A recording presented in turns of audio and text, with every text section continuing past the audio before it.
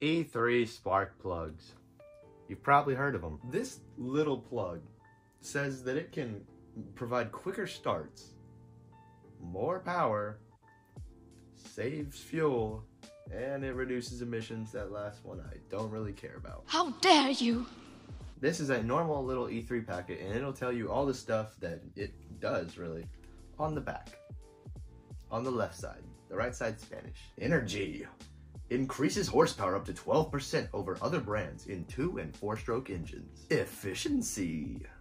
Pays for itself by using up to 13% less gas versus other spark plug brands. Reduces toxic emissions up to 58% in long-term use versus other plugs. And the lifetime guarantee. E3 LNG spark plugs are warranted to properly discharge a spark and to be free of defects for the life of your engine. That's true. I've never had one of these plugs fail or burn out or anything like that.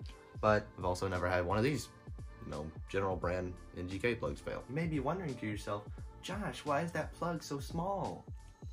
That's because it ain't going in the 460 big block outside. It's going in this 2620 small block right here. This is my Echo PAS-2620. We're gonna be testing these two plugs, NGK, what came with it, and the E3 in this with a circular saw attachment on the end.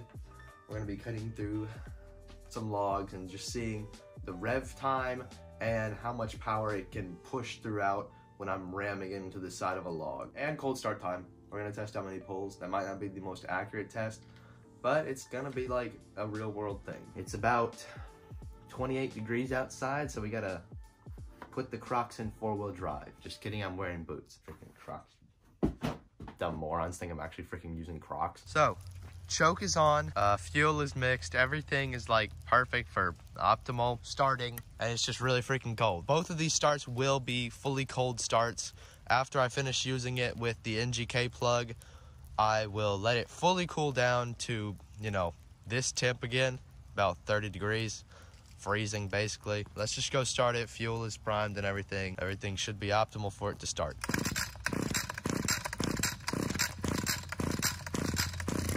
I'm not gonna count that, but that was 9, 10. Okay, well, okay, not gonna count that.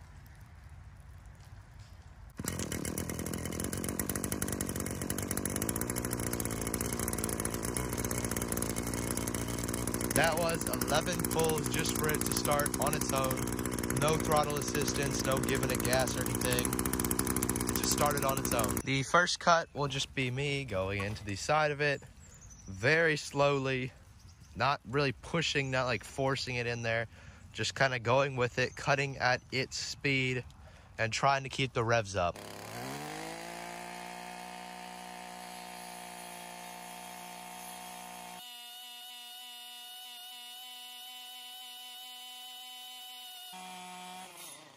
So here's just gonna be me full, just basically ramming it in there.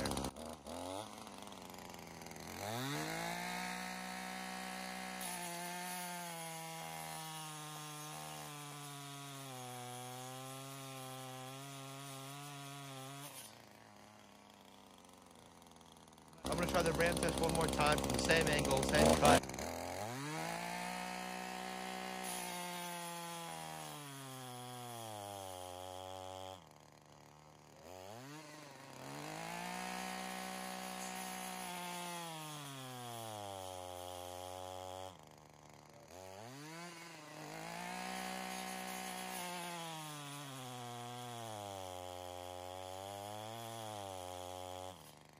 The reason I'm doing the rev test with this blade on and not just the power head by itself is because this revs up way too easily on its own. You gotta put some weight behind it. At full idle right now, I'm just gonna floor it and see how it goes.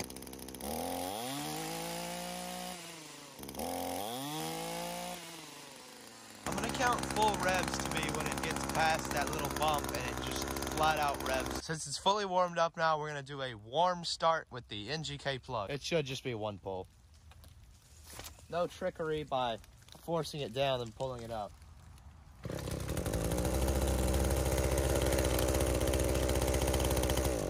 One pull, there's nothing really there. Just from looking at that last footage, I know it's gonna be pretty hard to tell the difference between these two spark plugs because like a 1 second rev up time. A lot of this test is going to be based on feeling. Like, obviously, I have run these plugs before and I've been told that they're really good, so maybe I have some kind of internal bias, but from previous use, I still think they're better and I still think they're more powerful.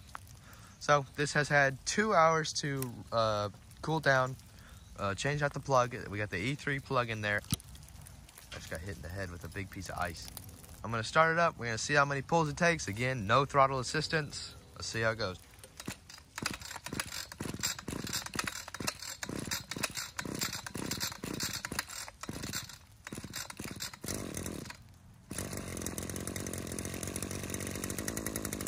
That was definitely more than the NGK plug. This E3 plug has been run one time before, so it is basically brand new. I don't know if that would affect it too much, but it did take longer to pull. I'm not saying that's going to be the case every single time. Normally, E3 starts up much faster. Tractor here, I put some E3 plugs in over the stock stuff. Oh gosh, it started so much faster. Okay, just like last time, we're gonna cut the log first. I'm gonna do it obviously above these cuts. The log is not much different anywhere around the log, so it shouldn't really matter where I cut it. Engine is warmed up, let's go.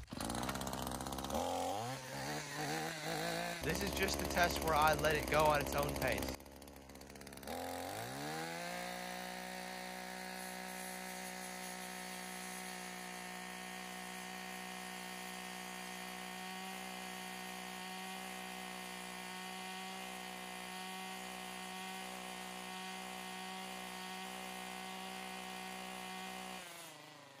Now we'll go into the test where we just ram it straight in there.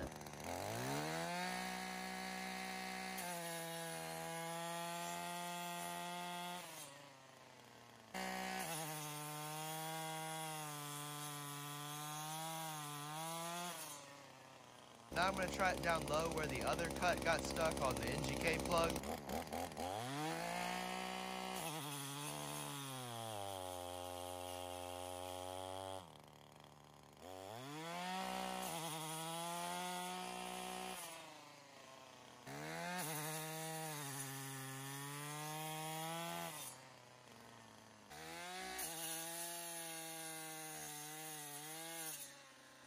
I'm gonna be honest, y'all, I think the E3 actually did better this time than the NGK on the cutting part. I noticed a much shorter time when I was ramming in and when I was cutting.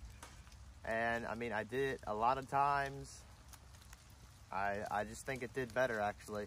I don't think there was that much difference in the cut of the wood, whether it was up at the top or on the bottom. I think the E3 actually did better this time. So let's do a warm start and then we'll just do the rest. Warm start, probably just one pull.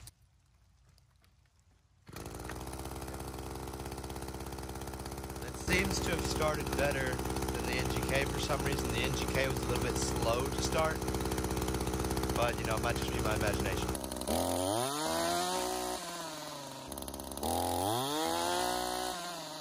All right, everybody, I'm pretty sure that wraps it up. I mean, I personally think that the E3 did better. I think it actually did a lot better on this. It felt faster.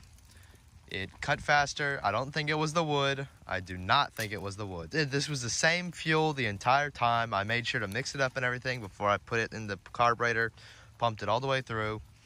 Everything was the same for these two tests. I do recommend E3, definitely. I mean, like, we put them in all our cars. I mean, why not put them in little stuff like this? And where you're really actually going to see the E3 with its fuel gains is in the cars and big engines, maybe even in like engines that are on those tractors over there. But on this one, I think you're really going to see the power increase. On a car, you're not going to notice really, like, even if it gives you 5 horsepower, you're not going to really notice that.